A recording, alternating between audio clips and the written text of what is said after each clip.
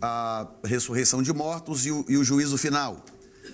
Mas eu me senti um pouco incomodado também pelo Espírito a abordar um outro aspecto ainda ligado à questão do anticristo. Porque durante essa semana o Espírito de Deus falou muito forte ao meu coração a respeito do espírito anticristo. E toda essa questão ligada à linhagem do anticristo, que vem trabalhando na terra desde os primórdios. E a razão do porquê eu quero voltar a este assunto, mostrando hoje, a aula de hoje será sobre a linhagem do anticristo. E a importância dessa aula é exatamente o fato de que todo o povo de Deus ao longo da história, e eu me refiro a todo o povo de Deus, tem enfrentado de alguma forma, guerreado de alguma forma com o espírito de anticristo. O espírito do anticristo. E entender isto, como que essa linhagem do anticristo se manteve, nos ajudará a manter os nossos corações vacinados contra esse espírito. Porque o que acontece é que, ao longo da história, homens de Deus, confiáveis, respeitáveis, nós vamos citar alguns aqui ao longo dessa palavra, tiveram que tomar decisões críticas no que diz respeito a manter viva a semente de Cristo ou manter viva a semente do anticristo. E isso é tão sério, tão grave, que isso, pode colocar embaixo aqui, que isso é tão sério e tão grave, que deu destino à história. A história foi literalmente decidida, conduzida e decidida por essas duas sementes que seguiram vivas ao longo da história. A semente de Cristo e a semente do anticristo. E é o que nós queremos ver nesta noite.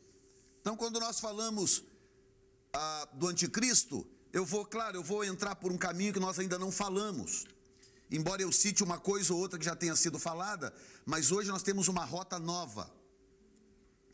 E nós queremos lidar hoje basicamente a respeito do termo anticristo, onde se origina esse termo, com quem ele se originou e o que é que isto significa ao longo da palavra de Deus.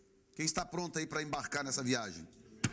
Glória a Deus. Então, Bíblia na mão, vamos entrar por esse assunto. Durante esses dias nós temos falado basicamente centralizado nosso ensino a respeito dessa teologia do anticristo, apontando para o islamismo. Não é algo extremamente original, isso é algo que já foi dito por outros. Homens de Deus já escreveram sobre isso, embora seja recente, mas o que acontece é que isto vai meio que na contramão da normalidade da teologia, ou da escatologia, a teologia do final dos tempos, que apontam o anticristo para uma almofadinha da Europa. A verdade é que todas as profecias bíblicas, sem exceção, todas elas, analisadas com calma, com cuidado, com carinho, à luz das novas informações mundiais, apontam para um indivíduo de uma religião radical e o indivíduo que é capaz de matar em nome da sua religião.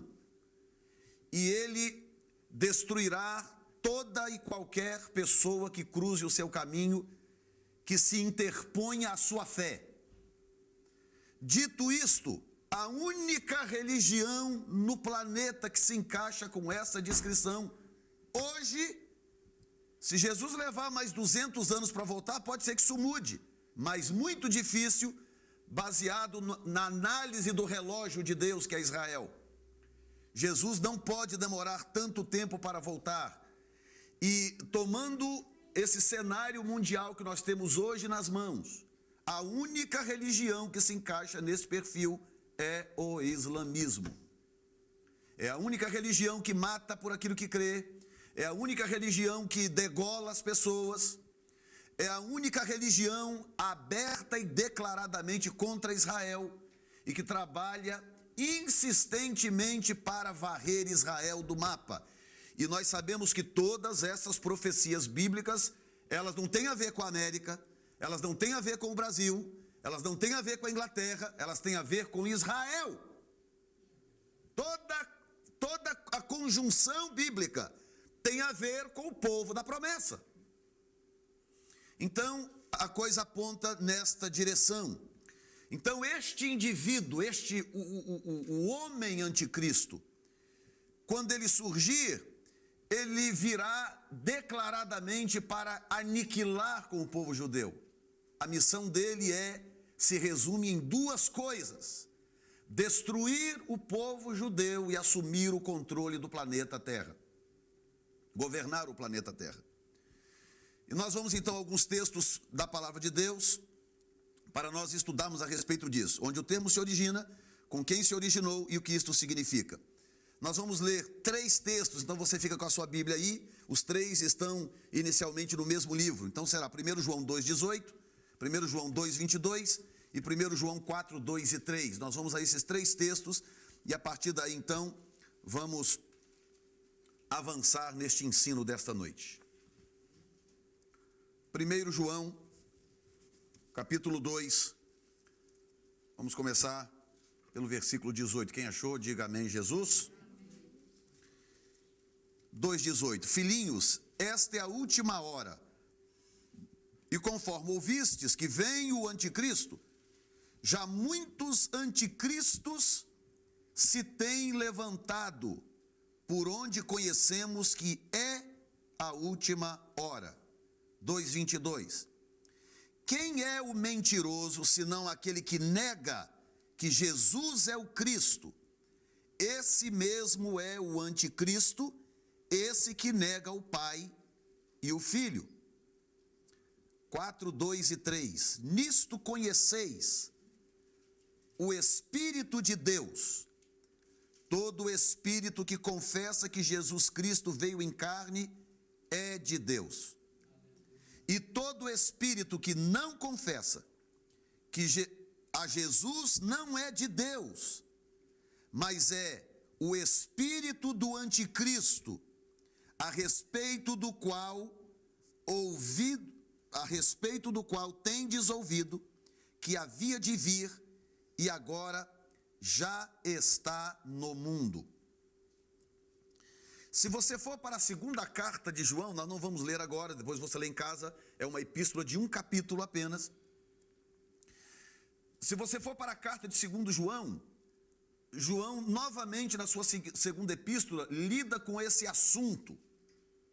Embora ele não necessariamente aponte para o anticristo, mas ele continua lidando com este assunto, que é um espírito ou uma tendência de negar a Cristo, ou negar a doutrina de Cristo, ou negar o Espírito de Cristo, negar a pessoa de Jesus, negar a encarnação de Jesus, negar o ministério de Jesus, negar a divindade de Jesus. Ele está sempre lidando com esse aspecto da vida espiritual, no qual se centraliza Cristo. Paulo, por exemplo, falou também claramente a respeito do anticristo, quem ele será, ou da maneira como ele se manifestará. Daniel, já desde os primórdios, Daniel trouxe também palavras a respeito deste homem e falou até a respeito desse espírito. E no Apocalipse, João também, de forma muito clara, tratou deste assunto. Agora, o termo se origina no próprio João. João é o escritor da palavra de Deus que concebeu esse termo, que traz a revelação de que este tipo de situação, esse tipo de espírito, ou esse tipo de pessoa, que trabalha tentando anular o ministério de Jesus, a obra de Jesus, quem Jesus é e o que ele fez, esse espírito e esta pessoa é chamada de anticristo.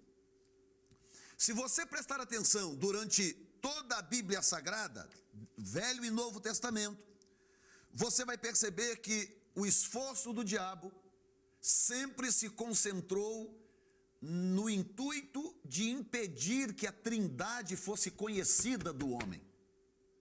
O diabo sabia que não tinha como impedir a revelação de Deus ao homem, porque até mesmo pelo fato de que Deus, ao criar Adão em santidade, Adão tinha conhecimento pleno de Deus, pleno para a sua realidade, pleno no relativo. E que mesmo depois da sua queda, Adão mantinha vivo aquelas informações, tanto que nós encontramos no livro de Gênesis, por exemplo, um dos seus filhos oferecendo a Deus uma oferta que agradava a Deus. Então ele recebeu algum tipo de ensino. Dali para frente nós vemos também Sete, também de alguma forma influenciado, certamente por Adão e por Eva, também servindo a Deus e mantendo viva essa chama do conhecimento de Deus. Então Satanás sabia que não tinha como impedir que o homem conhecesse a Deus, ou digamos assim, ao Pai. Mas Satanás também sabia que para que a plenitude de Deus chegasse ao homem, a plenitude possível de Deus chegasse ao homem, da revelação de Deus chegasse ao homem, era necessário que o homem tivesse conhecimento de que Deus é trino, de que Deus existe numa trindade, e que, portanto, esta revelação de que há um Pai, de que há um Filho, de que há um Espírito Santo, traria ao homem, então, a plenitude da revelação de quem Deus é, de como Ele trabalha, como Ele cria, como Ele resgata. Quem está entendendo? E se você prestar atenção hoje, vamos pegar o mapa mundial, subjetivamente falando, e vamos analisar qual é a religião hoje no mundo mais interessada em provar que Deus não tem filho, que Deus não tem espírito, que Deus é um só e etc. Só tem duas religiões no mundo. Duas religiões no mundo que trabalham para provar que a Trindade não existe. E essas duas religiões são Testemunhas de Jeová e o islamismo. Sendo que os Testemunhas de Jeová, nós podemos imediatamente riscar do mapa da possibilidade de exercer algum papel em toda esta configuração que nós estamos falando, por questões lógicas e óbvias. Eles são inexpressivos, eles não têm o perfil, o traço que se encaixa em toda esta configuração de guerra, de matar, de radicalismo e etc., embora sejam também uma seita, e aqueles que se envolverem com esta teoria também perderão a sua salvação. Então só nos resta uma, e é o islamismo. Estava ouvindo um pregador há uns dias atrás, e ele falando algumas coisas sobre o Islã que me chamou a atenção.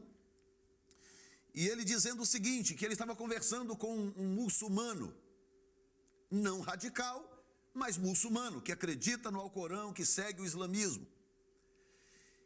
E aí, conversando, o muçulmano disse para ele: olha, mas não tem razão para nós, não há razão para nós discutirmos ou dividirmos, porque eu já li a Bíblia de vocês, e conheço muito bem o Alcorão, e olha, praticamente quase tudo que está na Bíblia de vocês está no Alcorão.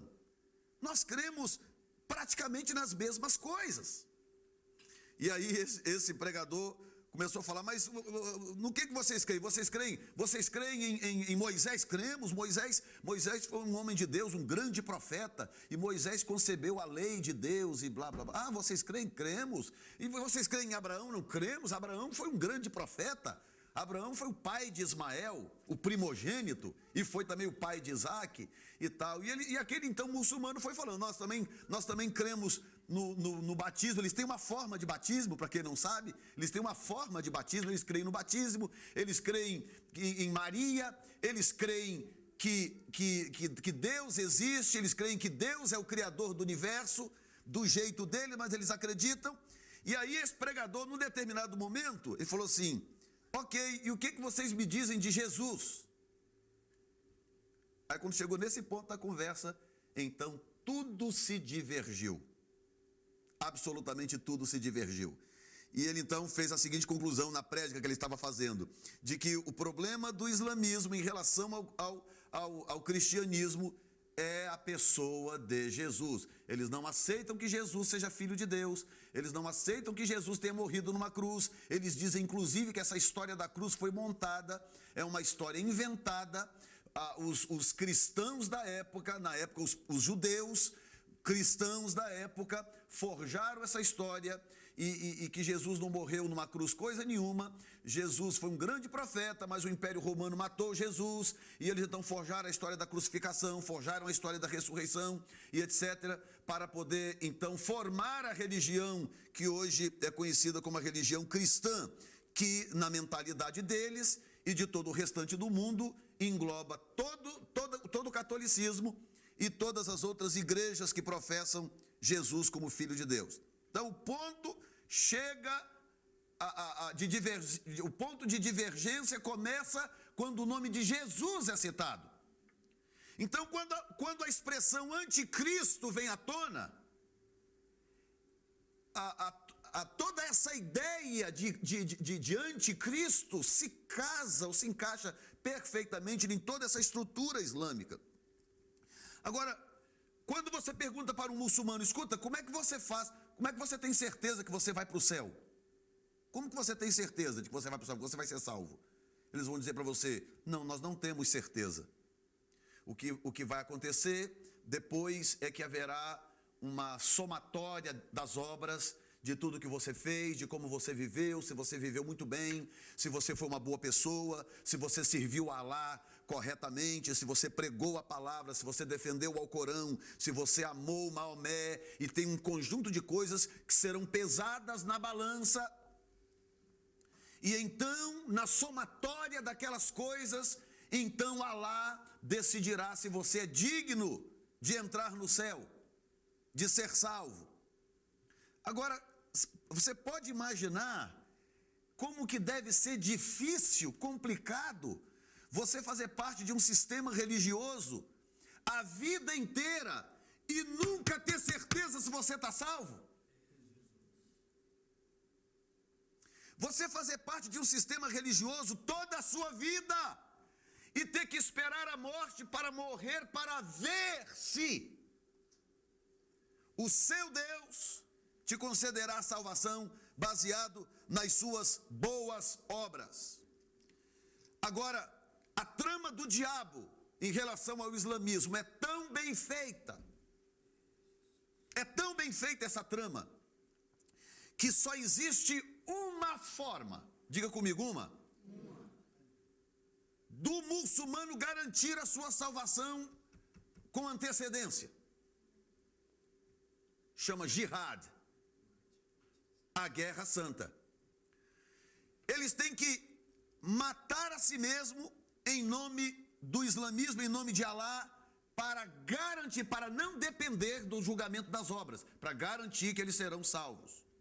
Então o jihad, aquele que entra no jihad, na guerra santa, e que se torna um shahid, um mártir, ele então garante a sua salvação ao morrer. O indivíduo explodiu um ônibus, explodiu uma universidade, explodiu um prédio, morreu matando muita gente em nome de Alá, na guerra santa, matando os infiéis, aqueles que não aceitam Alá, ou que não aceitam o islamismo. Ele garante a sua salvação, ele vai imediatamente para o paraíso, onde ele viverá com 70 virgens, por toda a eternidade. 70 virgens, e ele vai ter relações sexuais com essas virgens, quantas ele quiser por dia, uma por dia, todo dia, do jeito que ele quiser, e logo após ele ter relação sexual com essa virgem, ela volta a ser virgem de novo, e eternamente ele terá 70 virgens à sua disposição para com ela coabitar. Agora imagine, você pega um rapaz pobre, daquele meio ali, palestino, daquele meio árabe, porque não se iluda, as nações são ricas por causa do petróleo, mas o povo não é rico. Os governos são ricos, mas o povo não é rico.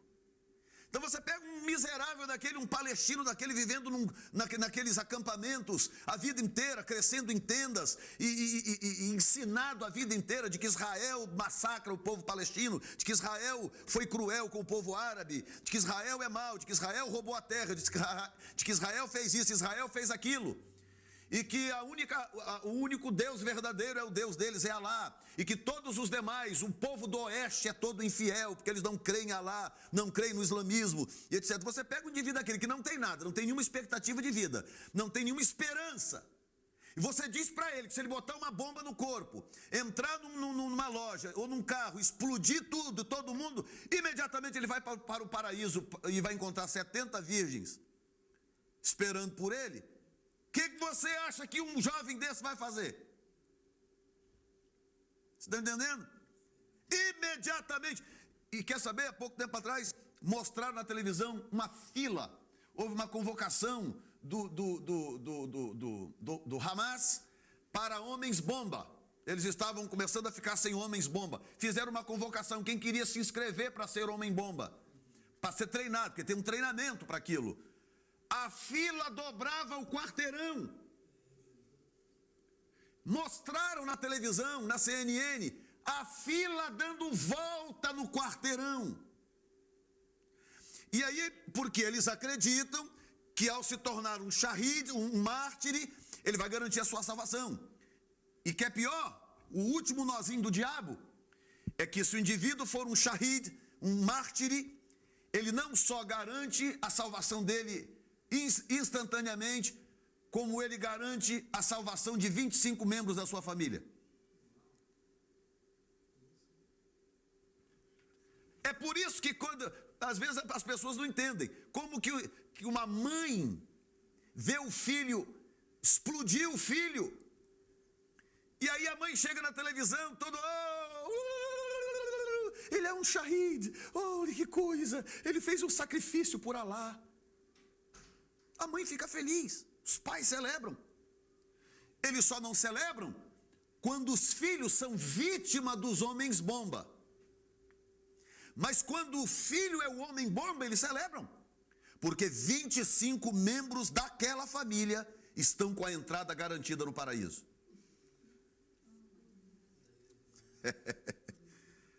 Agora você vê que coisa triste, né? No cristianismo, a Bíblia ensina que para você herdar ao céu, Deus sacrificou o seu próprio filho. O islamismo ensina para o seu povo que para eles irem para o céu, eles têm que sacrificar os seus filhos. Então você vê que é uma inversão de valores. O diabo trabalha com inversão de valores. E a igreja tem que estar atenta a isso. A razão do porquê eu voltei a este assunto, o Espírito de Deus falou comigo com clareza, que nós vamos caminhar numa direção agora, e que você vai entender algo importante, é porque a igreja precisa aprender a identificar a inversão de valores. O diabo trabalha com inversão de valores, o que significa que o maior perigo para nós, para a igreja, não são as diferenças abruptas. Você não vai ser tentado a trair a Deus, ou a pecar contra Deus, ajoelhando diante de um ídolo hindu. Você não vai ser tentado a trair a Deus, pecar contra Deus, convertendo-se ao budismo. Você não vai ser tentado a pecar contra Deus numa situação abrupta, extrema, contrária à sua realidade. O que o diabo faz, a maneira como o diabo trabalha, é usando as verdades da palavra, torcendo-as, e com isso fazendo heresias, desvios bíblicos, para enveredar o povo de Deus. Para que, às vezes, até sem perceber, você, um belo dia, descubra que você, no fundo, não está servindo a Deus, é coisíssima nenhuma, como já aconteceu tanto na história, com determinados líderes que corromperam seu povo, traindo o povo, pastores que começaram pregando, como um pastor batista, Jim Jones, que começou pregando a palavra de Deus, sendo um pastor comum, e que terminou matando, levando ao suicídio quase 1000 pessoas, com desvios sutis da palavra de Deus. Agora, a pergunta que eu quero fazer antes de prosseguir é: por que é tão fácil enganar o povo de Deus? Quem é que sabe esta resposta de $1 milhão? Porque o povo de Deus não conhece a palavra de Deus. O povo de Deus não tem tempo para a palavra de Deus. E como o povo de Deus não tem tempo para a palavra de Deus, é é fácil demais enganar quem não conhece o seu próprio manual.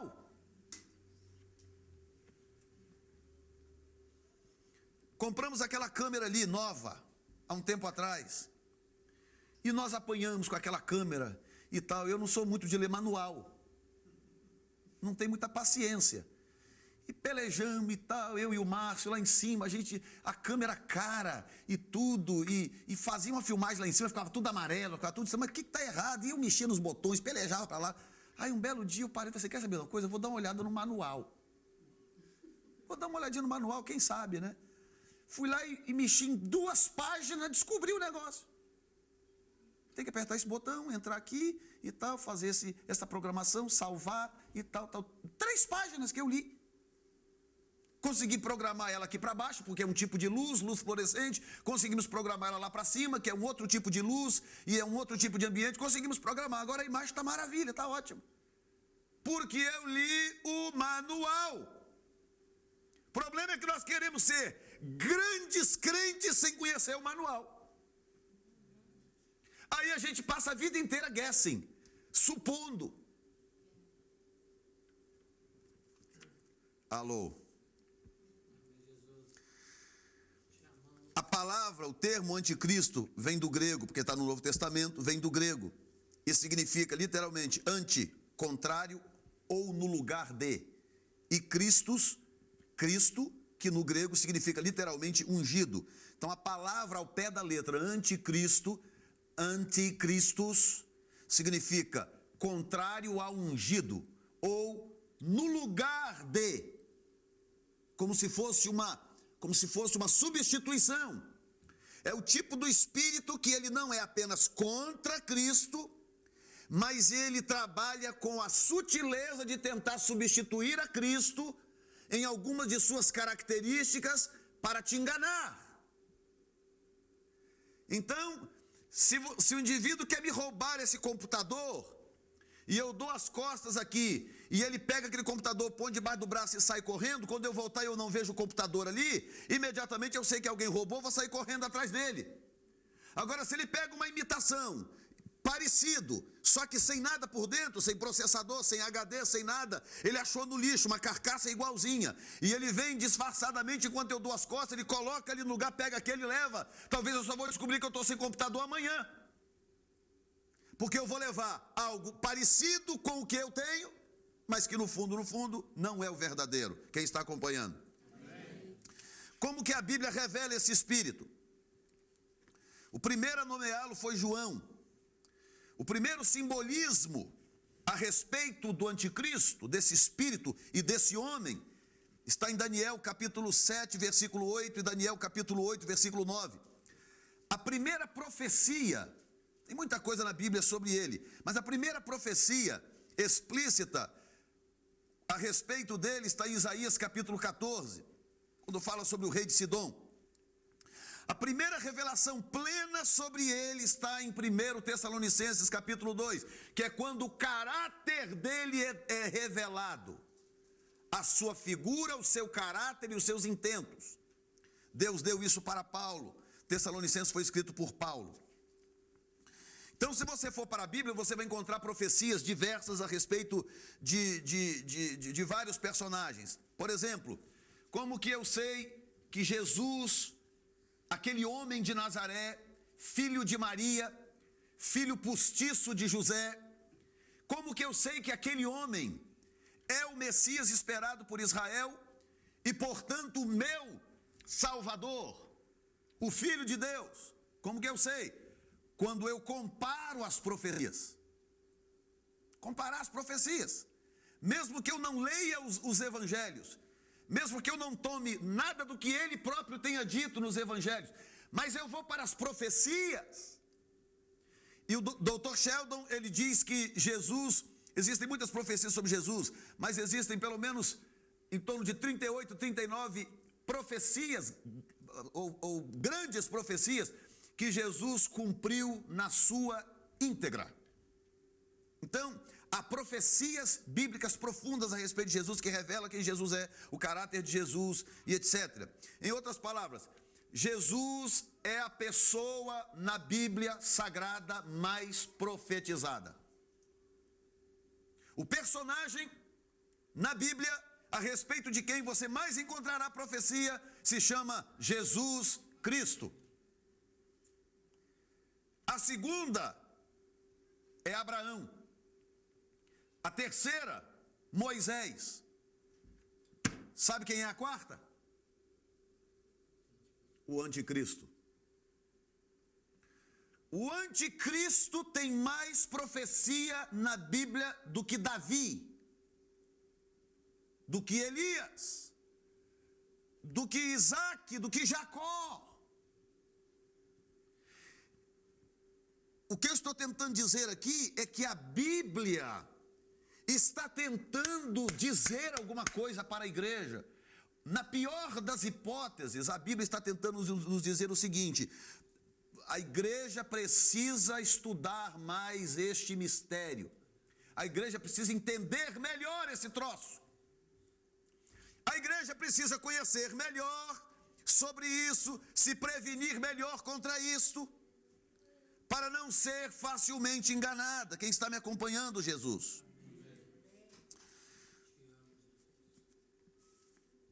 O simbolismo. Daniel 7 fala do simbolismo. E eu preciso correr aqui agora, porque eu quero chegar lá na frente para falar sobre a linhagem. O simbolismo.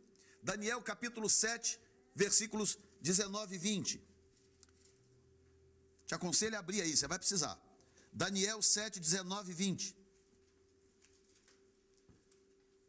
Porque eu quero te mostrar algo. Em parte você já viu, mas dentro do raciocínio de hoje vai te ajudar ainda mais a compreender todo esse ensino. Daniel 7, 19 e 20. Então tive desejo de conhecer a verdade a respeito do quarto animal, que era diferente de todos os outros, sobremodo terrível. Porque ele viu 4 animais. Os 3 animais primeiros diziam respeito a 3 reinos já em vigência, e que de forma paulatina um sobrepujaria o outro. Então, a forma que Deus encontrou de identificar aqueles reinos já existentes foi mostrando para ele aqueles reinos em forma de animais que Daniel podia identificar.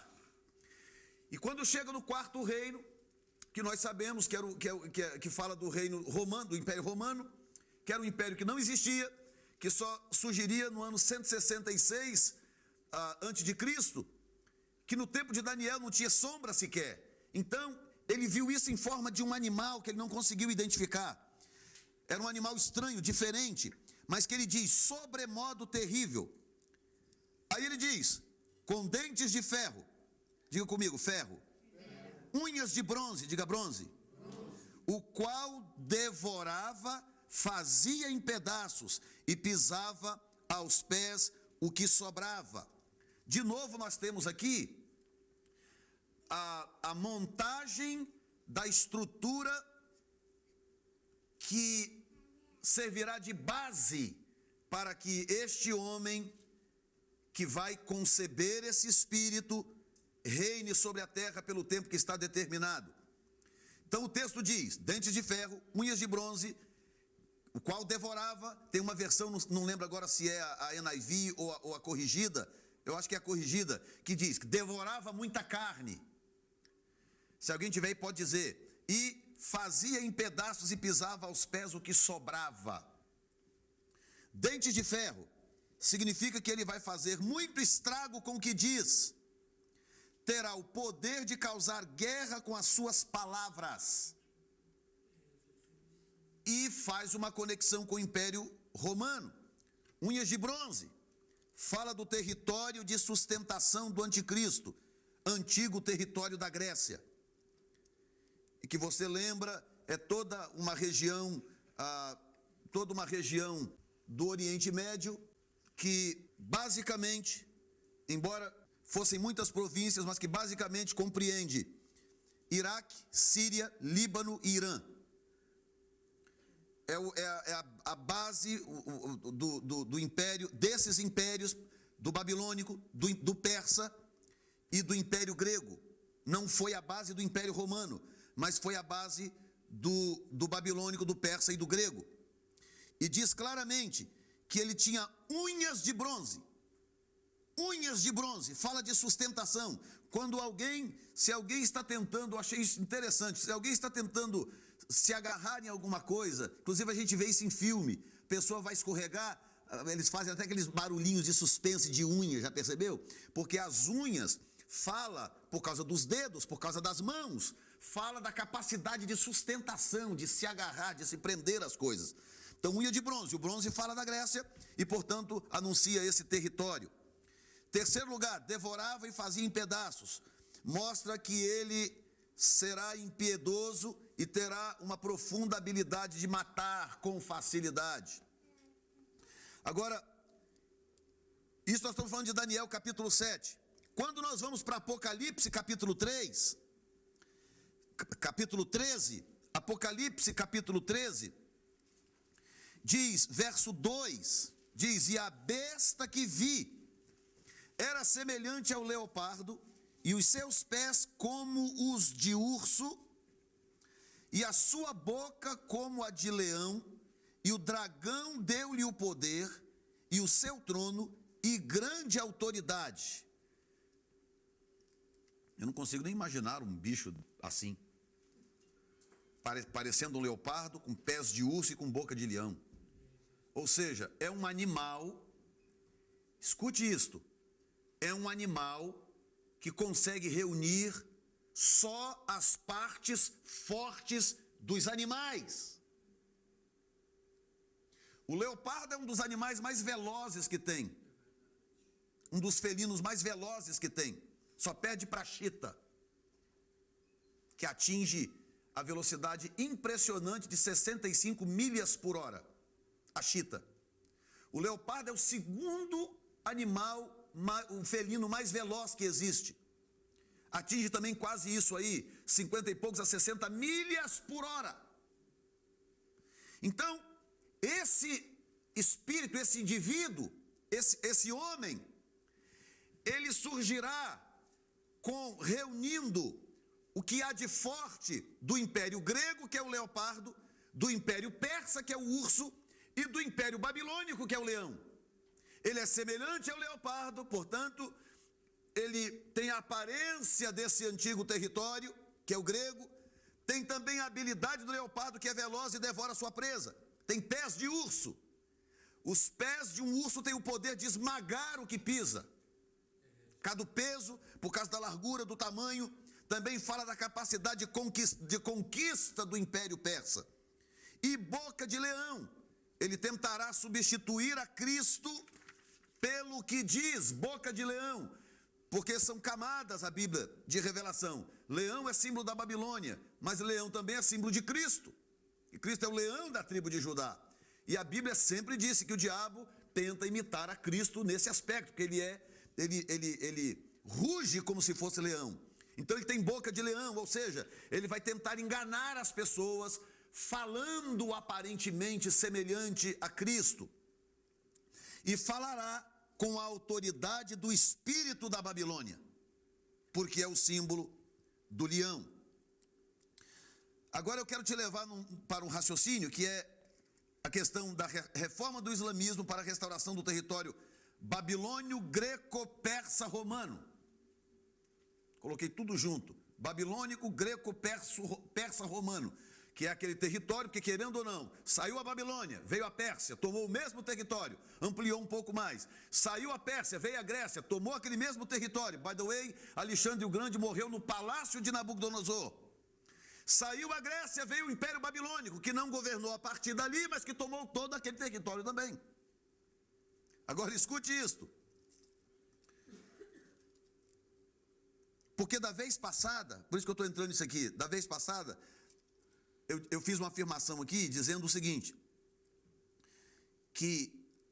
porque todo mistério está ligado ao ressurgimento da Babilônia. Lembram disso? Todo mistério está baseado nisso, é um toco de árvore que ressurgirá. Todo o mistério está baseado nisso. Agora, de que forma, que é uma explicação difícil, nem todo mundo dá essa explicação, de que forma que o Império Romano vai ressurgir? Algumas pessoas pensaram, e eu também cheguei a pensar na época, pela ousadia do cabra, que o Império Romano seria restaurado por Saddam Hussein. Que, diga-se de passagem, ele tinha esse propósito de restaurar o Império Romano. Mas eu volto nesse assunto depois. Mas quando você olha para o cenário do Oriente Médio, e você vê as nações todas bem definidas, Irã é Irã, Iraque é Iraque, by the way, tiveram guerra por muitos anos. Síria é Síria, Líbano é Líbano, acabou-se. Arábia Saudita, Afeganistão, o Turmequistão, Paquistão, cada um é independente. De que forma que esse espírito ressurgirá com esse império? Através do islamismo. O islamismo é a liga, é o elo de ligação que reunirá esse território de volta novamente. Escute isso, a Turquia foi governada pelos califes durante centenas de anos. Eles chegaram a governar o Oriente Médio como o Império Assírio-Turco e eles dominaram aquela área e tiveram inclusive posse de Israel por mais de 500 anos. O Império Assírio-Turco. Hoje os muçulmanos radicais acham que chegou o tempo de restaurar o governo dos califes, porque passou, os califes caíram na região, na Turquia, e hoje a Turquia ainda é imperial, mas não tem mais a ligação com esse tipo de governo que eram os califes. Mas hoje os muçulmanos radicais acreditam que chegou o tempo de restaurar o governo dos califes, porque faz parte de uma das profecias para o surgimento de Al-Mahdi. A Turquia se aliou aos Estados Unidos. Escute esta, você nunca parou para se perguntar por que a Turquia é aliada dos Estados Unidos da América? Um país muçulmano, a maioria moderada, mas com muitos radicais, porque a Turquia inclusive é alvo de ataques constantes. Por que um país muçulmano, 100% muçulmano, independente, com uma grande riqueza por causa do petróleo, por que um país desse se aliou aos Estados Unidos da América? Vou te dar a resposta hoje. Por uma razão. Porque sem a cobertura dos Estados Unidos da América, os radicais muçulmanos matam a família real em menos de um ano. A Turquia precisa da inteligência americana para manter a família real protegida e segura.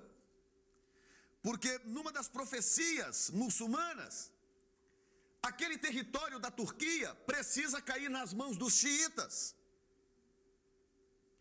Porque, by the way, a Arábia Saudita e Turquia têm uma profunda ligação com a família de Osama Bin Laden. O pai dele é um extrabilionário que constrói coisas, lida com petróleo naquela região, que tem contatos tanto na Arábia Saudita como na Turquia. E o pai de Osama Bin Laden, escute isso, o pai de Osama Bin Laden fez uma declaração há muito tempo atrás, que tornou-se pública há pouco tempo, de que, de alguma forma, ele contribuiria para o estabelecimento do reino de Al-Mahdi. O que ele não sabia é que anos depois, na época que ele fez essa declaração, Osama Bin Laden era adolescente. O que ele não sabia era que anos e anos depois, o seu próprio filho começaria a se comportar de tal forma, a se encaixar nas profecias, para que o mundo islâmico o aceitasse ou o recebesse como Al-Mahdi. Eu não estou dizendo que ele é o Al-Mahdi, mas ele está trabalhando, se encaixando nas profecias e fazendo as coisas premeditadamente de acordo com o que as profecias muçulmanas falam, para que o mundo islâmico vejam ele como Al-Mahdi. Quem está entendendo? Quem está acordado, diga glória a Deus.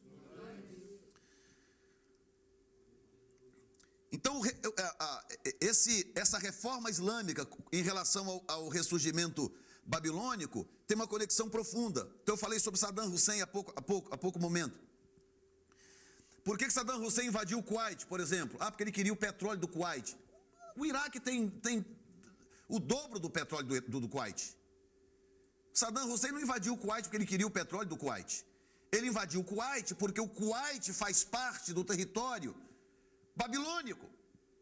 Então ele fez guerra contra o Irã por anos a fio. A intenção dele era tomar ali o Kuwait, tomar aquela região ali da Síria, Jordânia e o Irã.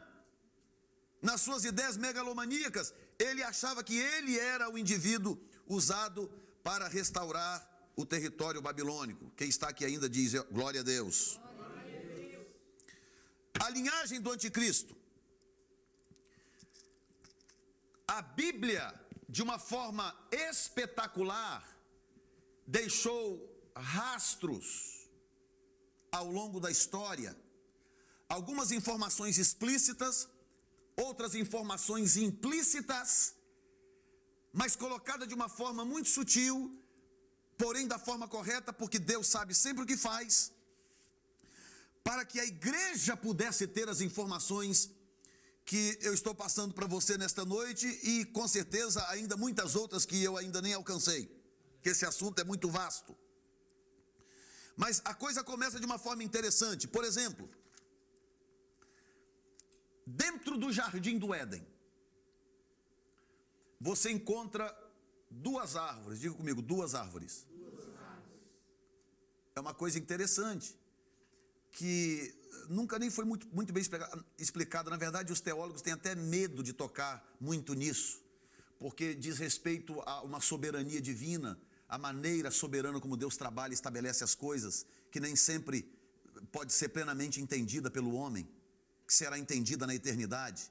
Mas a verdade é, escute isto, num resumo assim muito simples, dentro do jardim do Éden, que era um ambiente preparado, santo, puro, preparado por Deus, havia duas árvores, basicamente uma árvore boa e uma árvore má.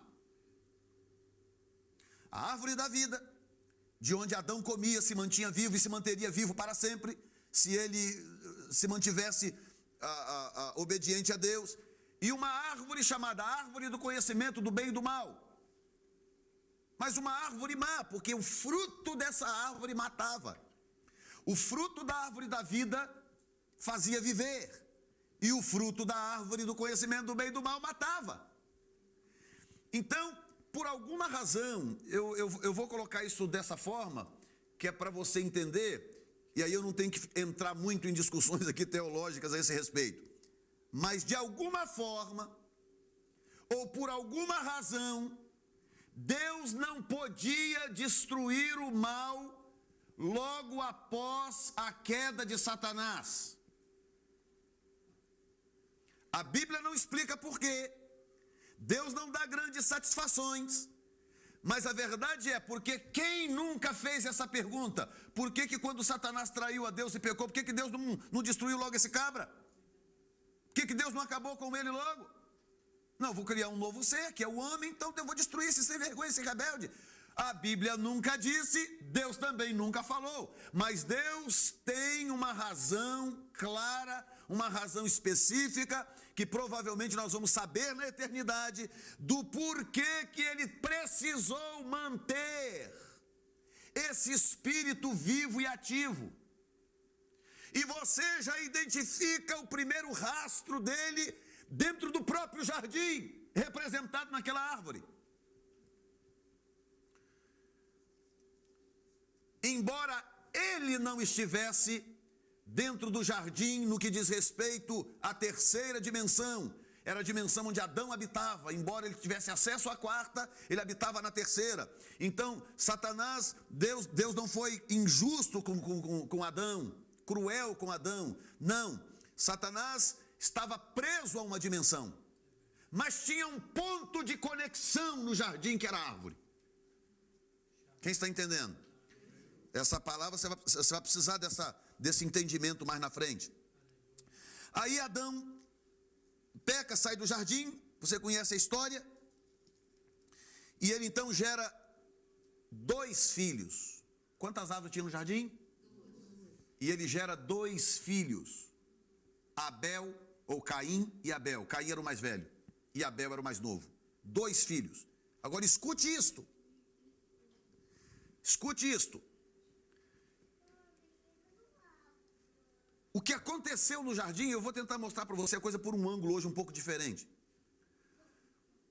O texto de Gênesis, quando fala sobre o jardim do Éden, põe o foco nas árvores. O texto diz claramente, árvore da vida, você pode comer de todas as árvores do jardim.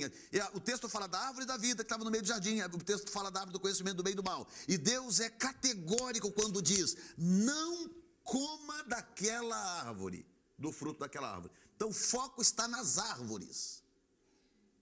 E hoje eu estava preparando esse estudo e me veio claramente no coração até uma mensagem, né? Porque mensagem é diferente de estudo. Eu vou pregar essa mensagem qualquer dia desse aqui, que é o conflito das árvores, ou o confronto das árvores. O que acontece é o seguinte, é que dentro do jardim houve um confronto de árvores. A árvore da vida foi desafiada pela árvore do conhecimento do bem e do mal. E a árvore do conhecimento do bem e do mal venceu.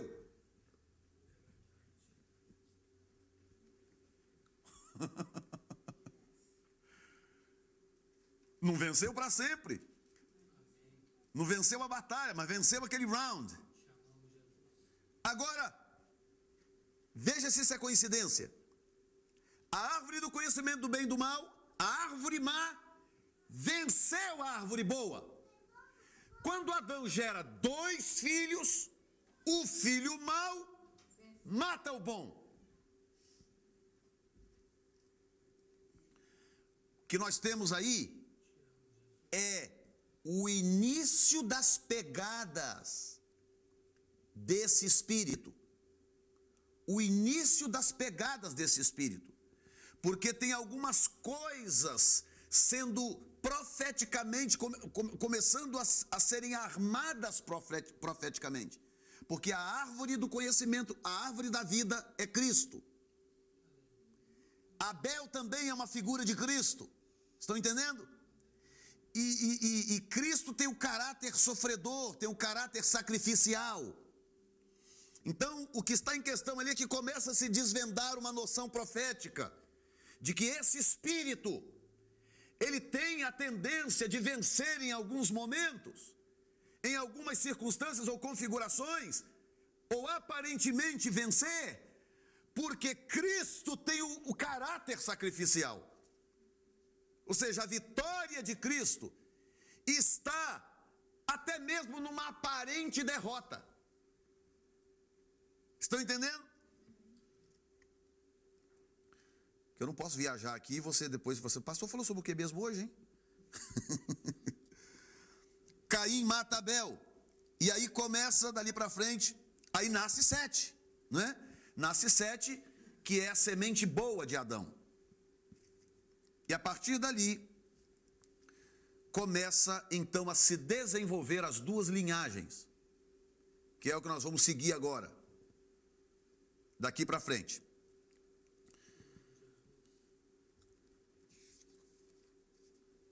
Agora veja isso, se você quiser abrir o texto, né, é bom que se você quiser ir lendo no texto, você pode, mas eu tenho que ir citando aqui de forma rápida, senão a gente não chega ao final. A partir do capítulo 4 de Gênesis, começa a se desenrolar as linhagens. E lembra que nós estamos lidando aqui com 2 espíritos. O espírito de Cristo e o espírito anticristo. Dentro do próprio jardim, a gente já encontra o espírito de Cristo, dentro do jardim, representado na árvore da vida e representado naquele animal que foi sacrificado por Deus para fazer as roupas de Adão e Eva. Então o espírito de Cristo está presente desde o começo, mas o espírito anticristo também está. Ou seja, a coisa começa desde lá. Agora olha só, escuta isso. Em Gênesis capítulo 4, versículo 14 e 17, o texto dá ou revela o início da linhagem que começa em Caim. Primeiro, Enoque. Segundo, Irade. Terceiro, Meujalel, ou Meujael. Quarto, Metusael. Quinto, Lameque. Sexto, Jabal e Jubal, ao que tudo indica eram gêmeos. E sétimo, Tubal-Caim. Agora o interessante é o seguinte, é que no que tange a Caim, a Bíblia fala da linhagem de Caim, e a Bíblia não faz muita questão de conectar Caim com Adão. A Bíblia mostra a linhagem de Caim como sendo Caim o cabeça da linhagem. A linhagem começa a partir de Caim. E a Bíblia dá os 7 primeiros de Caim, e depois a Bíblia perde um pouco essa trilha. Parece que a Bíblia não está muito interessada em seguir a trilha da semente ruim, a trilha do espírito anticristo. Eu falei isso há poucos dias atrás, e hoje eu vou mostrar para você por quê. Mas quando chega na linhagem de 7, escuta, quando chega na linhagem de 7, primeiro, a Bíblia conecta essa linhagem a Adão. A de Caim, a Bíblia não faz questão de conectar, a de 7 conecta. E aí a linhagem começa dessa forma. Gênesis capítulo 5, quando mostra, primeiro Adão, depois 7, depois vem Enos, depois Cainã, o quarto Cainã, quinto Maalalel, sexto Jared e sétimo Enoque. Agora, o interessante, que eu também falei uns dias atrás, é que quando chega no sétimo da linhagem do espírito anticristo, a linhagem meio que desaparece, a Bíblia larga de mão, a Bíblia vai pegar depois esse espírito de novo lá na frente. Mas quando chega na linhagem dos santos, na linhagem dos bons, quando chega no sétimo, o cara é arrebatado da terra.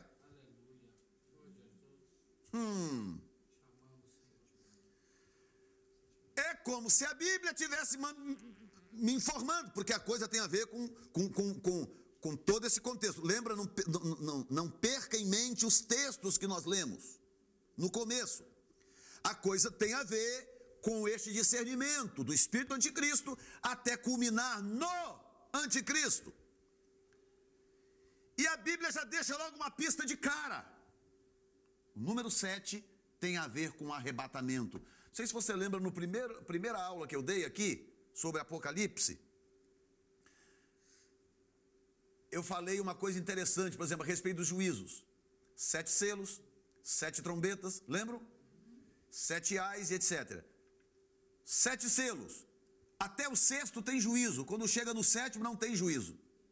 7 ais. Até o sexto tem juízo. Quando chega no sétimo não tem mais juízo.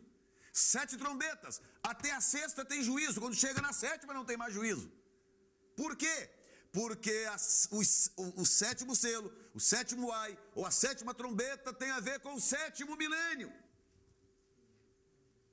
Tem a ver com o fato de que a igreja não está mais na terra, de que a história já está caminhando para um desdobramento e etc. O número 7 tem a ver com arrebatamento.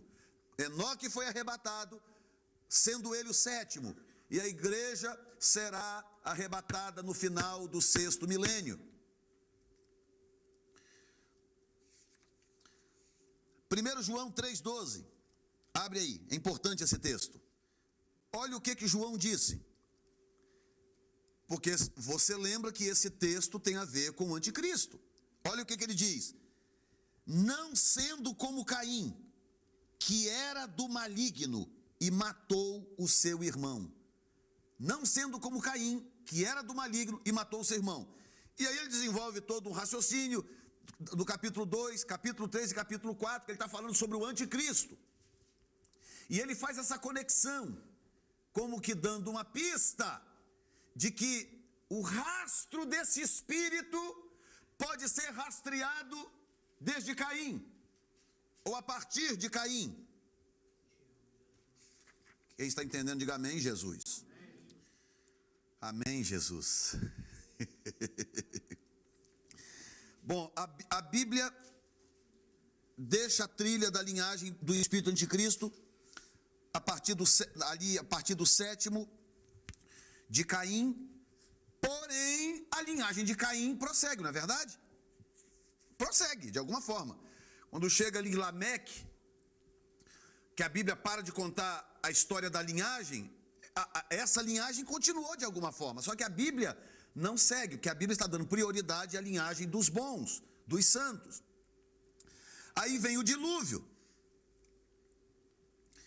Depois do dilúvio, vemos o Espírito de Deus formando a sua linhagem para a vinda do Messias.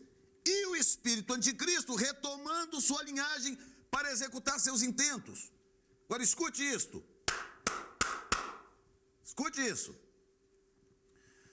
A linhagem de Caim se perde, lá na frente vem o dilúvio, Noé e a sua família vai para dentro da arca, certo?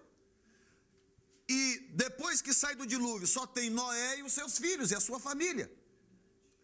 Só que estranhamente, quando Noé sai da arca, sendo ele um homem abençoado, a história do jardim do Éden ou pós-Éden parece que se repete. Não tem um assassinato especificamente, mas olha o que acontece. Quando eles saem de dentro da arca, de novo, hein? De dentro da arca saem 2 espíritos.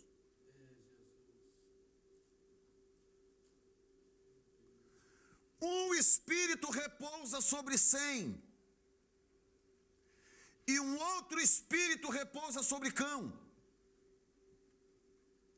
Eu olhei e falei, mas que coisa estranha, porque aparentemente, já que a descendência de Caim, diretamente de Caim, digamos assim, se perde pelo menos no dilúvio, porque de Lameque para frente continua, mesmo que a Bíblia não fale, continua aquela descendência. Mas quando chega no dilúvio, só Noé com a sua família entra dentro da arca.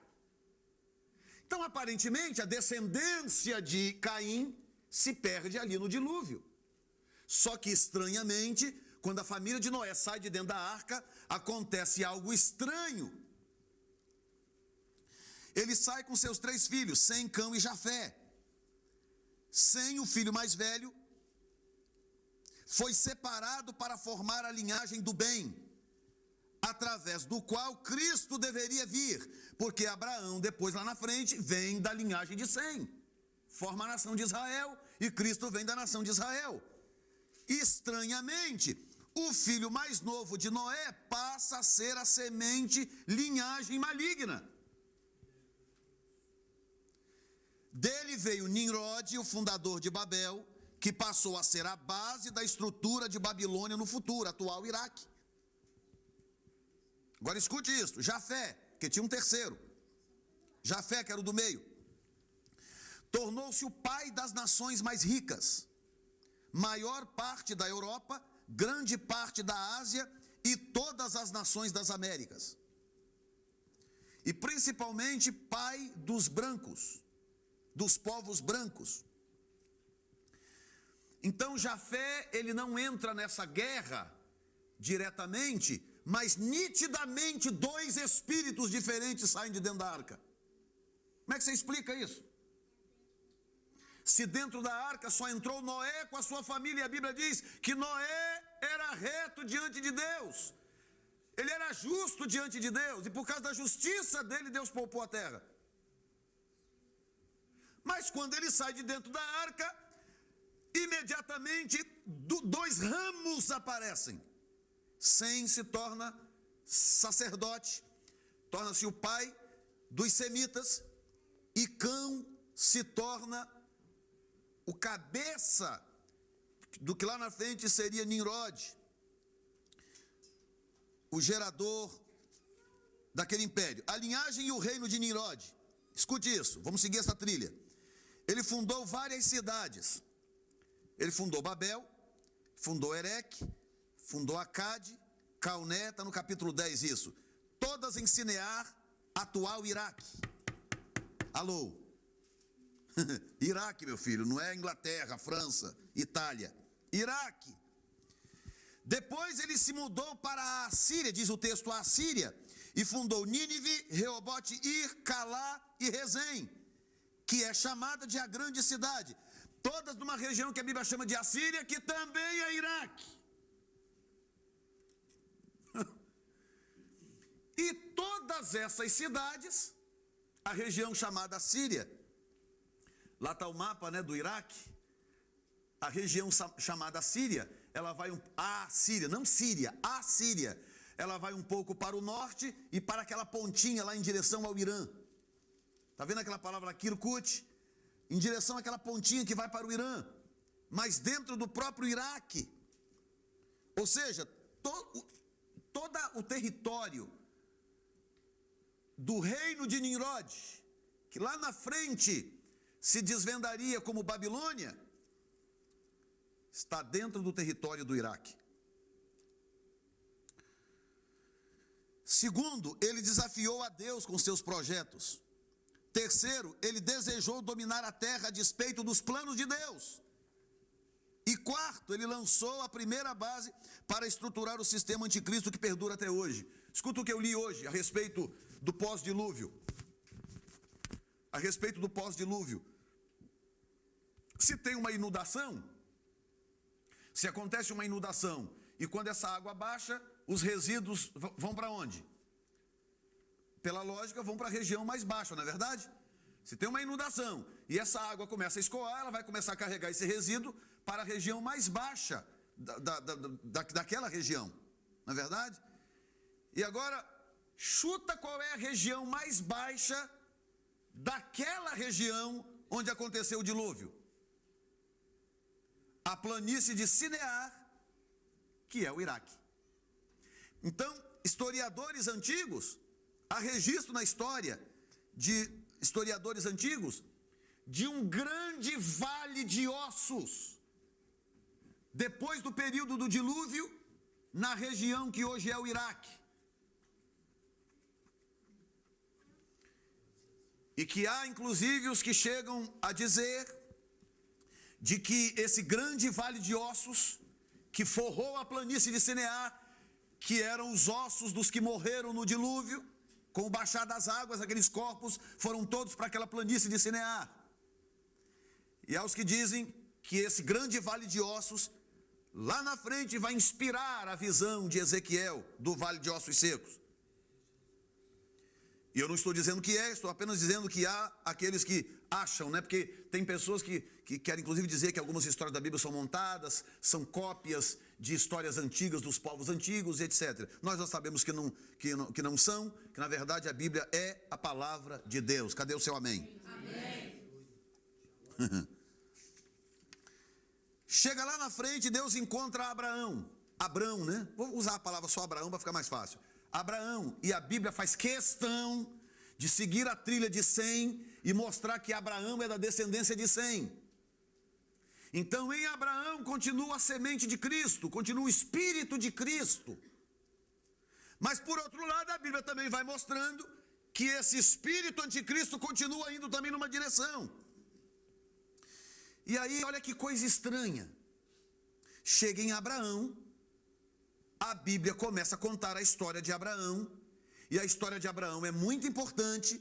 A Bíblia ocupa vários capítulos do livro de Gênesis, contando a respeito de Abraão, e a Bíblia para de novo de seguir a trilha do Espírito Anticristo. Mas, diga comigo, olha que coisa estranha que acontece. Ao mesmo tempo que a Bíblia perde a trilha daquela linhagem que tem a ver com Nimrod, quando Abraão chega em cena, Abraão tem 2 filhos. Diga comigo, 2. Quantas árvores tinha no jardim? 2. Quantos filhos Adão teve no começo? 2. Abraão vem e tem 2 filhos. Ele teima com Deus, insiste com Deus, arranja um filho de uma escrava egípcia. E aí nasce Ismael, que é basicamente pai do povo árabe do Oriente Médio. E isso é porque existem árabes também espalhados por toda a África, mas eu me refiro às nações árabes do Oriente Médio. Basicamente, Ismael é pai desse povo. Em segundo vem Isaque, o filho da promessa, que é o pai do povo de Israel. Olha que coisa, você não sabe para onde que eu estou indo. Portanto, presta atenção no que eu estou te falando. Olha só que coisa estranha. A linhagem do espírito anticristo segue em alguma direção que nós não sabemos, a Bíblia larga de mão e continua seguindo a trilha do povo de Deus, dos homens santos. Mas de repente, da mesma pessoa que vem a semente do Espírito de Cristo, sai o Espírito Anticristo. Meu Deus do céu. Da mesma pessoa saem as duas sementes. De Adão saiu Caim e Sete. E Sete, Abel morreu, né? Depois Sete, que é as duas linhagens. Aí Caim desaparece. Noé vai para dentro da arca. De Noé sai Sem e Cão. Mantém aquele espírito vivo, Cão. Aí a Bíblia larga Cão de mão. Aí chama Abraão. De Abraão sai Isaque e Ismael. E a história começa de novo, seguir uma trilha de novo estranha. Ismael tornou-se o pai do povo árabe e Isaque o pai do povo judeu, o pai de Israel. Quando chega em Isaque, meu Deus, isso tinha que ser uma escola bíblica, gente. Estou com vontade de pregar isso aqui numa escola bíblica. Quando chega em Isaque, Isaque tem quantos filhos? Quantos?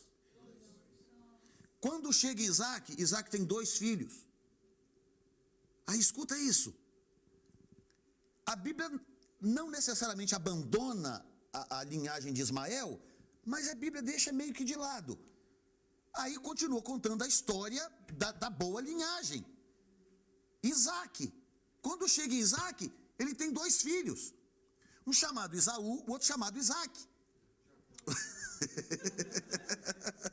Um chamado Esaú, o outro chamado Jacó. Eu ia falar Isaque de novo, acredita? O outro chamado Jacó. Jacó, você sabe da história, não vou entrar no mérito.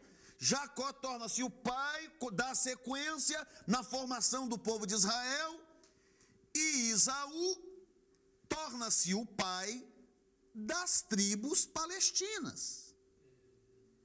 Eteus, Eveus, Ferezeus, Gigarzeus, Moabitas e blá, blá, blá.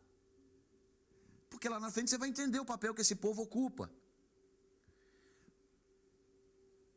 Quando você pega a linhagem de Ismael, você tem em Ismael o povo árabe. Segundo, Ismael é o dono da parte petrolífera mundial, da maior parte petrolífera do mundo, está nas mãos de Ismael. E escuta a profecia que o anjo do Senhor, e para a maioria dos teólogos é a manifestação, a teofania de Cristo no Velho Testamento. Olha o que a Bíblia diz: ele será como um jumento selvagem entre os homens, a sua mão será contra todos, e a mão de todos contra ele, e habitará diante da face de todos os seus irmãos. Puxa, meu Deus. Ismael. Se você estudar um pouquinho sobre a descendência de Ismael, eles estão ali diante dos seus olhos. Você vai ver que é um povo completamente descontrolado. Completamente descontrolado. Se você entregar uma arma na mão de um filho de Ismael, ele vai atirar em você ou em alguém. Quando eles fazem ajuntamentos, em qualquer lugar, seja na Síria, no Líbano, no território do Hezbollah, do Hamas, no Irã, em qualquer lugar, ajuntamentos, o que eles fazem? Eles pegam armas, metralhadoras automáticas e começa a atirar para cima. E eles fizeram isso há um tempo atrás, num determinado evento que eles tiveram lá. E quando você atira para cima, essas balas vão para onde? Elas vão voltar. E sabe o que acontecia? As balas voltavam e começavam a atingir as pessoas. Aí sabe o que eles falaram? Que Israel tinha atiradores de elite no telhado atirando nas pessoas.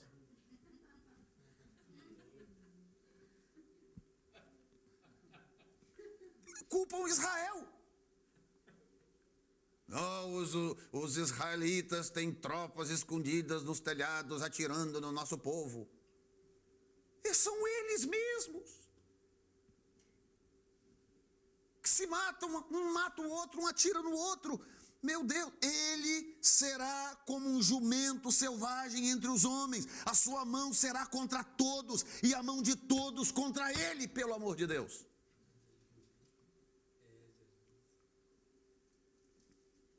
É só ler, está tudo na Bíblia. Qual é o problema do mundo hoje? Fala para mim. Qual é o problema do mundo hoje? Chama-se sunitas e xiitas. Esse é o problema do mundo. Mesmo o mundo do jeito que é, sabendo que o homem não tem Deus, etc. Tira os xiitas e os sunitas do planeta.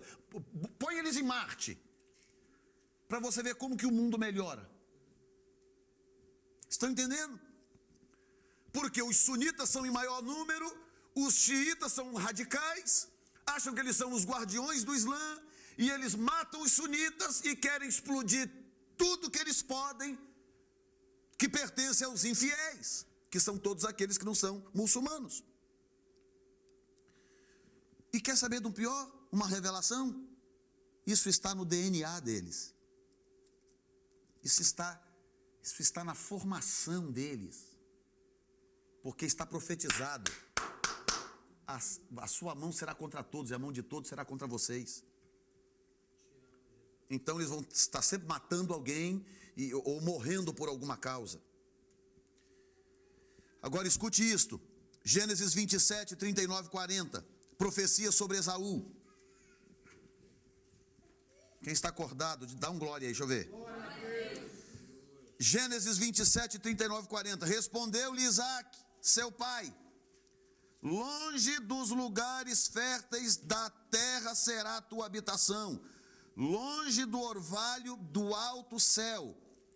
Verso 40. Pela tua espada viverás, e a teu irmão servirás. Mas quando te tornares impaciente, então sacudirás o seu jugo do seu pescoço. Escute isso. Sabe quem são os descendentes de Esaú hoje? Esaú é Edom. Os descendentes são os palestinos. Os palestinos. E todo isso, eu já provei para você biblicamente, na Bíblia não está escrito a palavra petróleo, mas eu já provei para você com a junção de palavras gregas, que a palavra fértil aqui tem a ver com óleo, tem a ver com a gordura daquela terra, tem a ver com óleo.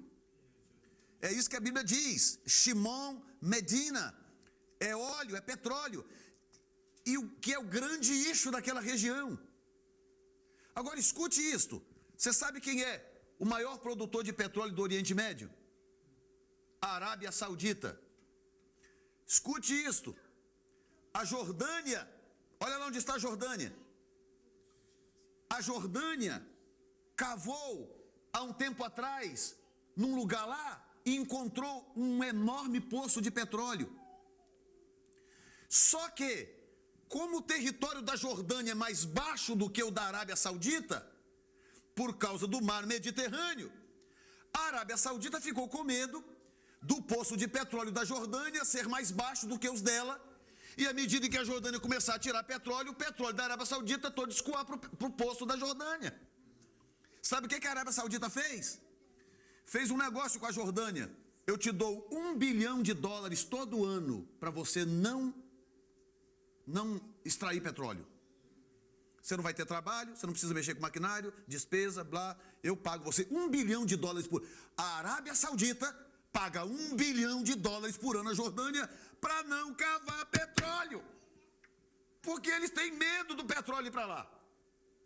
E o outro medo agora é que Israel tem pouco petróleo, quase nada. Muito pouco.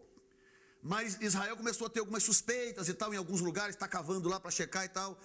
O pessoal na Arábia Saudita está morrendo de medo, porque com Israel não tem negócio. Se Israel acertar um poço de petróleo, meu filho, Babau. Ali não tem negócio. Então eles estão morrendo de medo de Israel acertar um grande poço de petróleo e acontecer aquilo que aconteceria na Jordânia, do petróleo escoar para lá, porque o Israel, a região de Israel é mais baixa. Quem está entendendo? E a profecia diz, olha que coisa interessante, a profecia diz que, verso 40, 27, 40, pela tua espada viverás,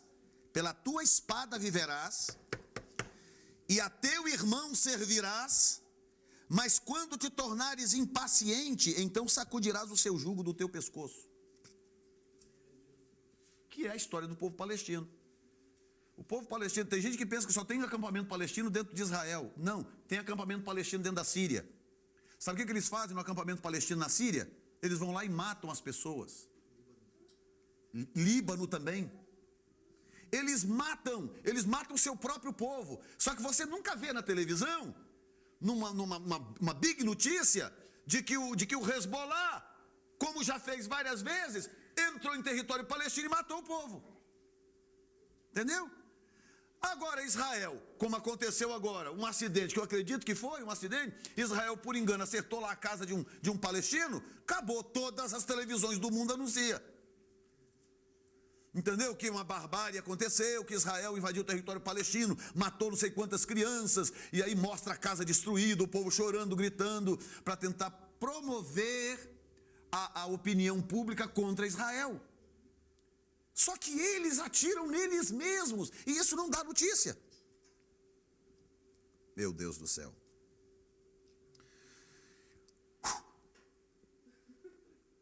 Diga comigo, Novo Testamento. Bom, aí você percebeu que ficou essas duas vertentes. A linhagem de Ismael e a linhagem de Edom, de Esaú. Quando chega no Novo Testamento, outra coisa estranha acontece. Jesus separa 12 discípulos, trata todos eles iguais, ensina a mesma coisa para os 12, mas um deles é pego pelo espírito anticristo, chamado Judas Iscariotes.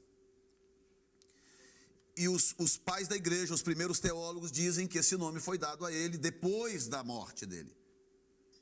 Os evangelhos já chamam ele de Judas Iscariotes, porque os evangelhos foram escritos já bem depois do acontecido, então já chamavam ele pelo nome que lhe foi imputado depois do seu enforcamento. É isso que os teólogos dizem. Porque a palavra Iscariote vem de uma raiz que significa enforcado, e que além de um lugar naquela região chamado Iscariotes, eles fizeram uma junção de vocábulos pelo fato dele ter se enforcado. Mas olha o perfil de Judas. Ele foi corrompido pelo espírito anticristo. Ele foi chamado por Jesus em João 17:12 de o filho da perdição, pelo próprio Jesus. Sendo que o anticristo é chamado por Paulo em 2 Tessalonicenses 2:3 de o filho da perdição. Agora, é aí que as pessoas têm que ter cuidado quando estudam a palavra, para poder entender certas coisas que a Bíblia diz. Tem um teólogo grego, antigo, muito bom por sinal, e toda pessoa que estuda a Bíblia num certo nível gosta de pesquisar. Esse comentarista chamado Kenneth Wuest, e ele, dentre muita coisa boa que ele diz, uma coisa ele diz que é absurda, de que o anticristo predito pela Bíblia do tempo do fim será Judas Iscariotes. E ele defende a tese, e ele usa lá os argumentos dele, que não vem ao caso, defende a tese de que Judas Iscariotes foi colocado num lugar especial no inferno, e que ele está sendo mantido e preservado lá para o final dos tempos, e que no final dos tempos, então, Judas Iscariotes voltará, e ele será o anticristo. E o ponto de partida dele é o fato de Jesus chamá-lo de o filho da perdição, artigo definido, e Paulo chamar também o anticristo de o filho da perdição. Mas não faz nenhum sentido por muitas razões. Um deles é que o anticristo é tratado como uma pessoa comum, embora sobrenaturalmente tomado pelo diabo. Mas uma das coisas que acontecerá é que ele será lançado vivo no lago de fogo e enxofre, vivo. Então não faz sentido, porque Judas Iscariotes viria como? Ele surgiria com um corpo etéreo, alguma coisa assim, entendeu? Ou não faz sentido, um corpo sobrenatural, espiritual, não casa. Mas você vê o Espírito, diga comigo, Espírito. Nós estamos falando do anticristo, estamos falando do Espírito dele, para você fazer o tracking da sua linhagem, o rastreamento da sua linhagem. Agora pega a sua Bíblia, que eu quero te mostrar uma coisa, que vai fazer um grande sentido na sua mente. Quem está pronto, diga amém, Jesus. Romanos capítulo 7. Vem uma bomba aí agora, viu? Segura na sua cadeira, porque não sei como é que você vai receber o que eu vou dizer agora. Romanos capítulo 7, versículo 14 em diante. Quem está pronto? Então vamos lá, escute. O apóstolo Paulo foi o homem que Deus escolheu, sem sombra de dúvida, todos os teólogos concordam com isso. O apóstolo Paulo foi o homem que Deus escolheu para revelar a doutrina do cristianismo. A doutrina do cristianismo assume forma em Paulo. Por isso que quando ele escreve, ele fala com uma autoridade absurda quando ele diz o meu evangelho. O meu evangelho. Então ele fala de uma forma como que alguém que tem consciência absoluta para que ele foi levantado. Então agora escute o que esse homem diz. Capítulo 14, capítulo 7, verso 14. Porque bem sabemos que a lei é espiritual, mas eu sou carnal, vendido sob o pecado. Eu estou lendo na versão atualizada. Pois o que faço não o entendo, porque o que quero, isto não pratico, mas o que aborreço, isso faço. E se faço o que não quero, consinto com a lei que é boa. Agora, porém, não sou mais eu que faço isso, mas o pecado que habita em mim. Porque eu sei que em mim, isto é, na minha carne, não habita bem algum. Com efeito, o querer, o bem está em mim, mas o efetuá-lo não está. Pois não faço o bem que quero, mas o mal que não quero, esse pratico. Ora, se eu faço o que não quero, já o não faço eu, mas o pecado que habita em mim. Acho então esta lei em mim, que mesmo querendo eu fazer o bem, o mal está comigo. Porque segundo o homem interior, tenho prazer na lei de Deus, mas vejo nos meus membros, outra lei guerreando contra a lei do meu entendimento, e me levando cativo à lei do pecado, que está nos meus membros. Miserável homem que eu sou, quem me livrará do corpo desta morte? Graças a Deus por Jesus Cristo nosso Senhor, de modo que eu mesmo com entendimento sirvo a lei de Deus, mas com a carne a lei do pecado. Escute agora.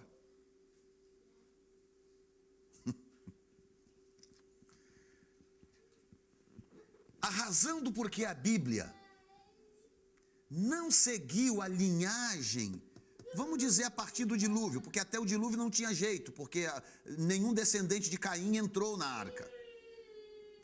Mas por que então que a Bíblia não continuou seguindo a descendência de Cão, de forma tão clara e precisa como a Bíblia seguiu a descendência de Sem? Ao invés disso, a Bíblia mostra o espírito anticristo pulando de pessoa para pessoa. Quem está me acompanhando? porque eu fui bem cuidadoso lendo para você os textos, para você dar esse nó agora comigo. Por que que a Bíblia mostra de uma mesma semente, como o caso de Adão, como o caso de Noé, como o caso de Abraão, como o caso de Isaac, e por aí afora, como o caso dos discípulos de Jesus? Por que que a Bíblia mostra, ao invés de mostrar a linhagem humana, a Bíblia mostra uma linhagem espiritual desse Espírito? Porque a Bíblia está tentando dizer algo para mim e para você, que Paulo identificou e condensou. É que qualquer pessoa, tanto eu, você e qualquer um outro, nós temos dentro de nós a capacidade de alimentar ou o Espírito de Cristo ou o Espírito do Anticristo.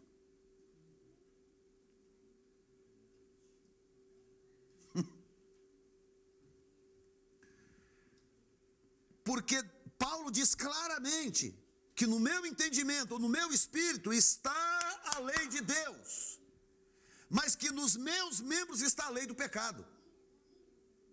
E ele fala de um conflito, de uma guerra interior. Eu quero fazer o bem, mas acaba que eu não consigo, e o mal vem, e ele fala desta guerra. O que ele está dizendo é o seguinte: meu Deus, me ajude a pôr isso aqui agora. A razão do porquê a igreja brinca demais de ser igreja, por que que a igreja está nessa situação que a gente vê? O povo brincando, o povo, ao invés do povo aproveitar e buscar a Deus com fome, com sede, cair de cabeça dentro da igreja, na Bíblia, e todo culto, adoração, louvor, palavra. Os líderes começar a pregar a palavra, ensinar a palavra. Você sabe por que a igreja não leva isso tão a sério? Porque a igreja não entende isso. De que tem dois espíritos brigando para se alimentar de mim. Tem o Espírito de Cristo, o Espírito de Deus, e tem um espírito maligno. E que vai prevalecer aquele que eu alimentar mais.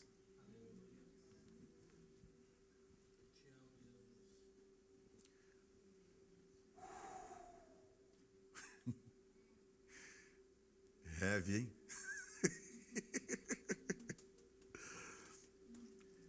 E aí você vê as pessoas, eu vou dizer inclusive líderes, porque é a minha categoria. Você vê líderes brincando, brigando, matando, roubando. Sabe o que é isso? Aí você entende como que no capítulo 7 de Mateus, Jesus me conta aquela parábola. Como que as pessoas vão chegar diante de Jesus e falar: Senhor, eu profetizei em teu nome. Senhor, eu falei em língua. Senhor, eu expulsei demônios em teu nome. Jesus vai falar: apartai-vos de mim, vós que praticais a iniquidade. As únicas pessoas que fazem essas coisas, expulsar demônios, curar enfermos, etc., são líderes. Embora todo o corpo de Cristo possa fazer em potencial, nós sabemos que não é assim. Isso são coisas que competem a líderes. Não que competem, mas normalmente são líderes que fazem essas coisas. E a Bíblia diz claramente que vai chegar um dia que muitos virão a Jesus e falam: Senhor, nós fizemos tanta coisa, então eu não conheço vocês. Porque essas pessoas, no meio desta guerra em que Paulo descreve que Paulo estava, eles deram alimento para o espírito anticristo. E eles mataram o Espírito de Cristo em seus corações. Porque qual é a forma de você alimentar o Espírito de Cristo no seu coração? Só tem dois jeitos: você tem que amar e estudar a palavra de Deus, e você tem que adorar a Deus em espírito e em verdade. Não tem outro jeito, gente. A igreja precisa entender isso e crer nessa coisa.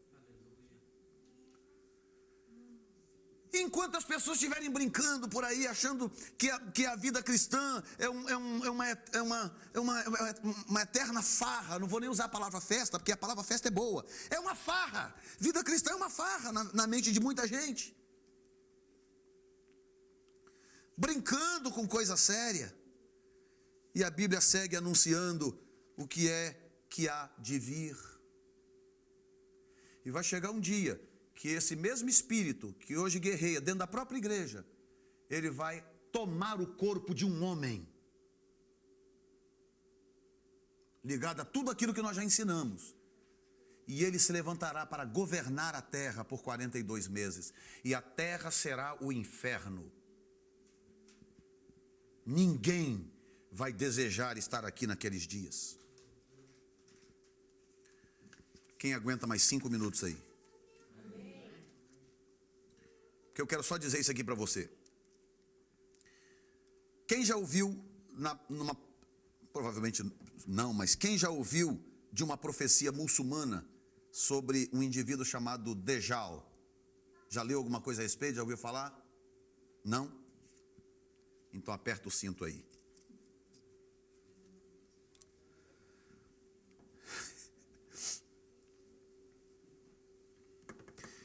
Existe uma profecia muçulmana sobre um tal Dajjal. Escute isso. Ele é chamado pelos muçulmanos de rei dos judeus. Lembra de todo o ensinamento que eu dei aqui sobre o Al-Mahdi, né? Lembram de tudo. Escute isto. Os muçulmanos dizem que Dajjal se levantará nos dias finais. E a profecia sobre ele não aparece no Alcorão, que é a Bíblia muçulmana, mas ele aparece no Hadith, que é o segundo livro sagrado dos muçulmanos. Que é o seguinte, eles têm o Alcorão, que é teoricamente a revelação de Alá, a palavra escrita de Alá, e eles têm um outro livro chamado Hadith, que é basicamente a reunião de todos os ensinos populares de Maomé. Então, tudo que Maomé ensinou foi registrado, escrito, e esse livro chama-se Hadith. Então, o Alcorão não fala sobre o Dajjal, mas o Hadith fala sobre o Dajjal.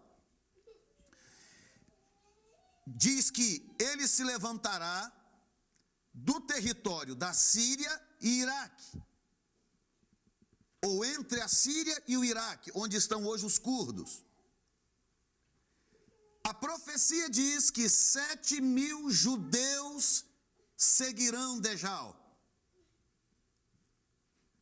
Dizem que ele terá cabelo encaracolado, dá a descrição física dele. Dizem também que antes da sua vinda, o mundo experimentará uma fome profunda por 2 anos. A profecia diz que todos os muçulmanos fiéis serão capazes de ver escrito na testa de Dajjal as letras KFR, que quer dizer kafir, que significa infiel.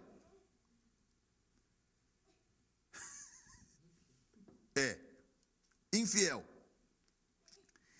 E continua, muita coisa que não dá para ler aqui, e a profecia continua por aí. Diz a profecia que Dajjal desafiará Al-Mahdi e que ele dificultará o reino de Al-Mahdi.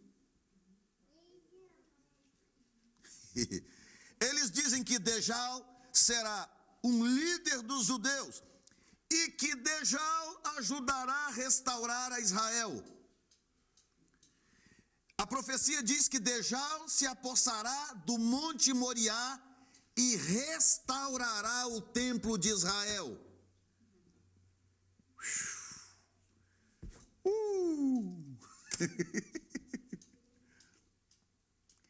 E se você estuda tudo o que eles pensam sobre esse Dajjal, tudo o que eles dizem sobre esse Dajjal, sabe quem é esse Dajjal? Elias. Ou as duas profecias, as duas testemunhas do Apocalipse. Porque olha como que o diabo é. Eu estou mostrando para você aqui como que esse espírito anticristo trabalha. Escuta isso, a Bíblia diz, a Bíblia Sagrada diz que no final dos dias, Elias e uma outra testemunha, que eu creio piamente que é Moisés, eu tenho razões bíblicas para isso, eu posso depois falar sobre isso. A Bíblia diz claramente que Elias virá com uma outra testemunha. E se você ler cuidadosamente o livro do Apocalipse, capítulo 11 do Apocalipse, para você ver a descrição dessas duas testemunhas, a Bíblia dá descrições da segunda testemunha que cabe a Moisés. Você lê lá a descrição, você vai ver, tem a ver com Moisés e algumas outras razões. E Elias, quando vem, porque ele vem com poderes sobrenaturais, ele vem enviado de Deus, juntamente com a outra testemunha, juntamente com Moisés. E Elias vem com o intuito de restaurar o culto de Israel, de restaurar, ou de preparar a nação de Israel para resistir aos dias finais do anticristo. E Elias, eu creio, eu posso ensinar isso depois, Elias é quem reconstrói o templo. Isso é uma outra história, é uma outra mensagem que eu posso depois pregar uma outra hora. Zacarias deixa isso muito claro. Mas não é o que interessa nesse momento. O que interessa é que essas duas testemunhas, só os dois é que têm o poder de fazer frente a esse anticristo. Agora, estranhamente, o islamismo tem uma profecia para o indivíduo chamado Al-Mahdi, que vai surgir no final dos tempos e que vai reinar por 42 meses e que ele será poderoso na terra e que ele vai tomar a cidade de Jerusalém, que ele vai matar todos os infiéis que não servem ao Islã. E o islamismo também tem uma profecia para um indivíduo chamado Dejjal, que vai se levantar e que antes dele se levantar haverá 2 anos de fome na terra e que ele fará frente ao Al-Mahdi.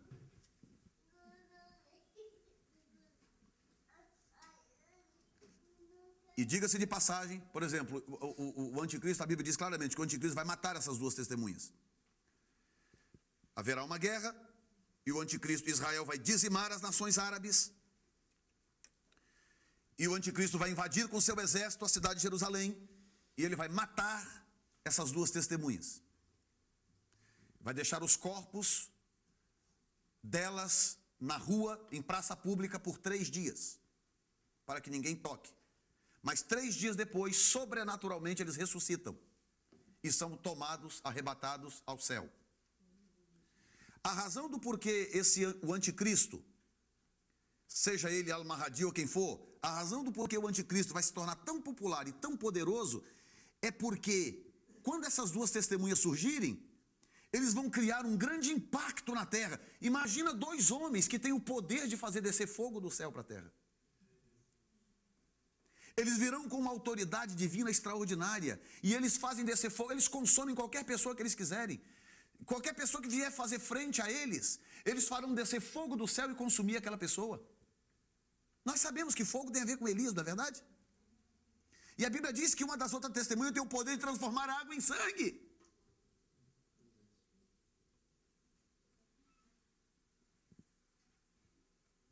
E a terra vai ficar empavorosa quando vê aquelas testemunhas pregando tudo aquilo que a terra não quer ouvir.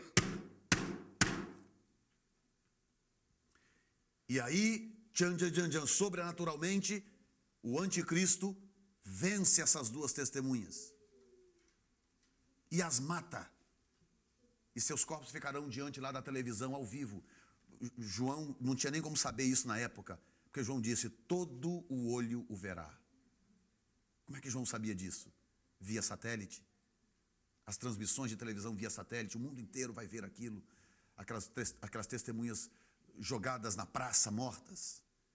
Mas 3 dias depois, eles se levantarão, ressuscitarão, e aí nós sabemos o desdobramento. Logo em seguida, Jesus volta. Amém? E a Bíblia diz que o anticristo e o falso profeta serão lançados vivos no lago de fogo e enxofre. Uau! E olha, eles são tão especiais, o anticristo e o falso profeta, que eles vão chegar no lago de fogo na frente de Satanás. Na frente do bicho. E lá ficarão por toda a eternidade. Porque contra o nosso Cristo ninguém mexe. Você pode dar uma salva de palmas ao Senhor.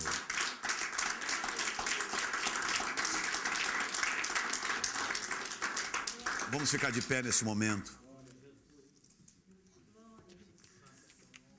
Você vai sair daqui nesta noite com uma responsabilidade diante de Deus, não é diante de mim não, diante de Deus. Você vai sair daqui com uma responsabilidade. E a responsabilidade é: quem você vai decidir alimentar? O espírito do anticristo ou o espírito de Cristo? Quem é que vai se alimentar na sua vida e vai se fortalecer? Que nem eu e nem você sejamos como alguns da história, que acabaram gerando duas sementes, uma boa e uma ruim, e perpetuando a história do conflito do Espírito de Cristo contra o Espírito do Anticristo. Não, nós vamos gerar uma semente só. E essa semente é a semente da palavra de Deus. Amém, irmãos? Vamos gerar esta semente. E ninguém mude a nossa mente. Porque lá na frente, o Senhor baterá nos teus ombros e dirá: bem está, servo bom e fiel. Entra no gozo do teu Senhor. Porque guardaste a palavra do Senhor. Também Ele te protegerá. Bendito seja Deus. Feche os seus olhos. Agradeça ao Senhor. Dê uma palavra ao Senhor nesta noite a respeito do que você escutou. E vamos agradecer a Deus. Pai, nós te agradecemos, meu Deus. Nós te glorificamos, Senhor, pelo ensino da tua palavra, pela clareza com que o Senhor nos fala. Pai, pela tua fidelidade em deixar tudo tão explicado na tua palavra, para que nós hoje pudéssemos ler, estudar e conhecer a tua palavra com retidão, ó Deus, com a verdade com que lhe é comum, e desta forma crescer no conhecimento dela. Pai, nós amamos a Cristo e repudiamos o espírito do anticristo. Nós amamos a Jesus e queremos ser fiéis a Ele. Queremos segui-lo, servi-lo, honrá-lo. Queremos que a semente de Cristo, a semente de Jesus brote nos nossos corações, porque somos discípulos dEle. Meu Deus, meu Deus, meu Deus. E nós te amamos porque tu mesmo disseste que se praticássemos a tua palavra, seríamos teus discípulos. E nós queremos, ó Deus, crescer no conhecimento desta palavra e ser uma igreja nesta cidade, nesta região, identificada por este preceito. Uma igreja comprometida com a palavra. Pai, nós te amamos e sabemos que a recompensa virá, o crescimento virá, porque a palavra é verdadeira. E nós te agradecemos em nome de Jesus. Amém. Você pode dar um aplauso ao Senhor nessa noite.